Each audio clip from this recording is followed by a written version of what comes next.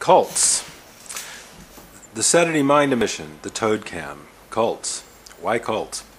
And what do we have to do with them? Is NLP cult-like? That's an interesting and somewhat fraught question. My belief is, my personal take is that cults arise as responses to deficiencies in cultures, or responses to traumas in cultures, or responses to total implosions of cultures. For instance, now in Mexico there is a cult of the saint of death, and it appears that this saint death culture is culting culture is arising where the Mexican state appears to be sort of going through the process that Yugoslavia went through when it began to break apart into separate autonomous regions or semi-autonomous regions. So cults in the United States have always seemed to have been the shadow side to sort of what you might call the vacuous, alienated, corporatist consumer culture, where relationships to brands and relationships to products and these kind of loyalties to athletic teams and loyalties to whether products or even political parties and things like that seem to be replacing meaningful interpersonal, meaningful human one-to-one social community type relationships. And it seems as America became much more mobile in the 60s, 70s, 80s, 90s, aughts, and as our relationships became far more mediated and intermediated by communication technologies, and we're dealing with each other in a much more virtual way, there is a tremendous void that's left in the culture. And I think wherever these voids appear, wherever these absences of truly meaningful, direct, soul-nurturing, supporting human connection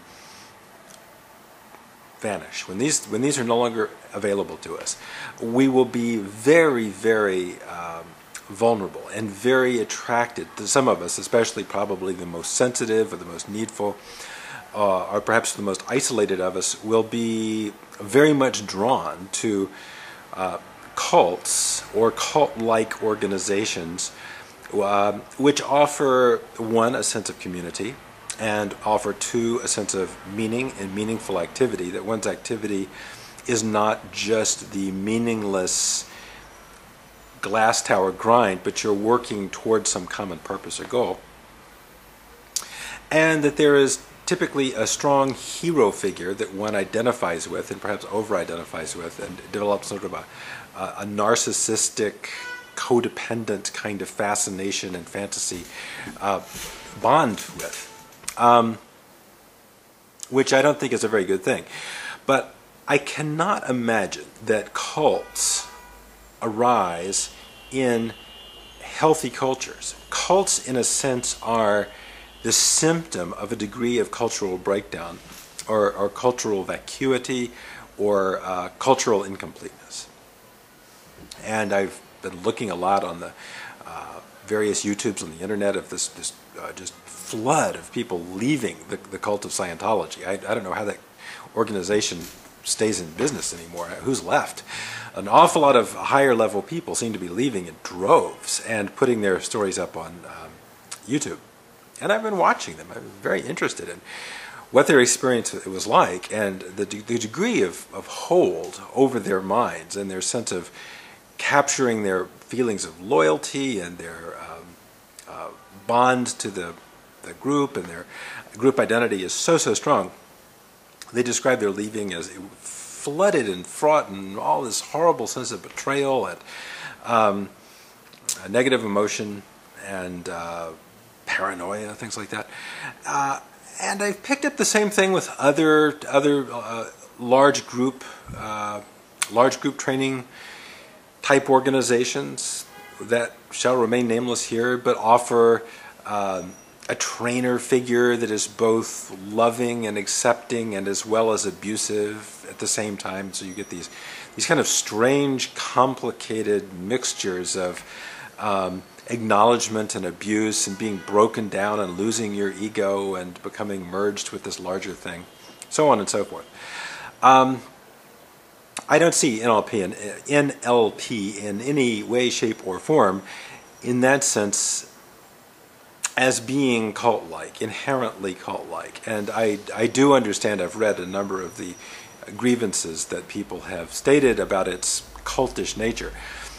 I do think, however, we have to be completely honest that NLP in its form will have perhaps an unconscious or semi-conscious or kind of infraconscious appeal to a lot of people who would also tend to be drawn toward the cult kind of dynamic. The people who are looking to belong to a community, the people who are looking for a shared special vocabulary and a sense of specialness, and some way of connecting in a meaningful way and doing some kind of meaningful activity that's just not part of the heat death of the universe that seems to be the experience of kind of the alienated corporatist life. And I suppose as life gets more alienated and more corporatist, we will see. I think that there are some very, very serious social pathologies that are beginning to appear in the world that we might describe as the oligarchist, narco-terrorist, corporatist parastate. A number of different national to international organizations that have hegemony over different regions are starting to interact and sort of develop a more cooperative, you might say, mega corporation of crime. It does seem to be a global phenomenon right now, which could be very, very dangerous for what we consider the work or the progress of civilization. But I do think that sort of rising corporatist underworld is very much the shadow side of the success of neoclassical economics and the rise of the efficient market hypothesis and the idea that markets are the ultimate and most reasonable arbiter of human interaction. So you get the market state, and you get the people who are products of the market state. And I think, yes, the natural consequence of that is, well, if you can create a mechanism that is able to capture some of the aspects of the modern, sort of the modern post-industrial marketing corporatist alienated state, and run that as your own empire, you're going to succeed in certain ways because you can do things more efficiently than through slow foot dragging parliamentary type governments. You're stepping aside from sort of the controls, kind of like cells that have sidestepped the controls can metastasize very rapidly because there's nothing that limits their reproduction. And in those kind of voids, you will have the rise of cults. You will have the rise of extremism, political extremism. You will have the rise of bizarre irrationalities and the need to believe, almost a neurotic collective need to believe the most fantastic bullshit.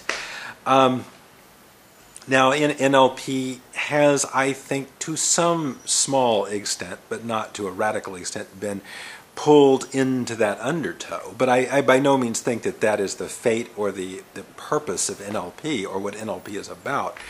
But it has to be very cautious that it has not been subtly suborned into taking on some of those characteristics. So that's going to be my little editorial for the moment. Then we'll get on down to some regular business.